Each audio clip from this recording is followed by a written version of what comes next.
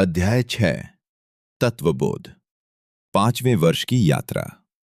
5वां साल। ये वो जादुई पड़ाव है जहां बच्चा अपनी शारीरिक सीमाओं को तोड़कर विराट में प्रवेश करता है। अब तक उसने प्रकृति को एक दर्शक की तरह देखा था, लेकिन अब वो प्रकृति का हिस्सा बनने जा रहा है।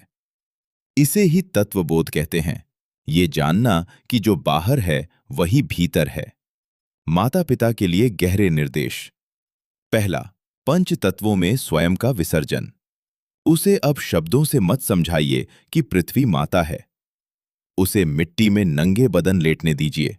उसे महसूस करने दीजिए कि मिट्टी की गंध और उसके शरीर की गंध एक ही है। जब बारिश की बूंदें उसके चेहरे पर गिरें तो उसे ये अनुभव होने दें कि बाहर बरसता जल और उसकी नसों में दौड़ता रक्त एक ही ब्रह्मांडीय ऊर्जा के दो रूप हैं।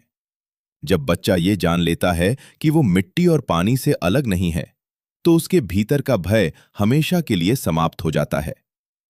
दूसरा, सूर्य की ऊर्जा और आंतरिक तेज। 5वें वर्ष में बच्चे को उगते हुए सूर्य के साथ एक गहरा रिश्ता बनाने दें। उसे सूर्य की पहली किरण को अपनी आंखों में उतारने दें। उसे यह बोध कराइए कि जिस सूर्य से यह पूरी दुनिया प्रकाशित है, वही सूर्य उसके हृदय के भीतर आत्मा बनकर बैठा है। इस उम्र में आप बच्चे के चेहरे पर एक अलग ही आभा देखेंगे, एक दिव्य चमक। यह उसकी आंखों का तेज नहीं, बल्कि उसके भीतर जागी हुई अग्नि तत्व की शक्ति है। उसे इस तेज को संभालने दें। तीसरा, असीम आकाश और मौन का विस्तार। रात के सन्नाटे में उसे खुले आकाश के नीचे ले जाकर तारों को निहारने दें। उसे बताएं नहीं, बस उसे महसूस करने दें कि यह आकाश कितना अनंत है। और फिर उसे समझाइए कि जितना बड़ा यह बाहर का आकाश है, उतना ही विशाल उसके भीतर का मौन है। वह अब यह समझ चुका है कि वह कोई छोटा बालक नहीं, बल्कि वह असीम शून्य है जिसमें करोड़ों तारे समा सकते हैं। चौथा, वायु के साथ श्वास का मिलन। तेज हवाओं के बीच उसे खड़ा करें।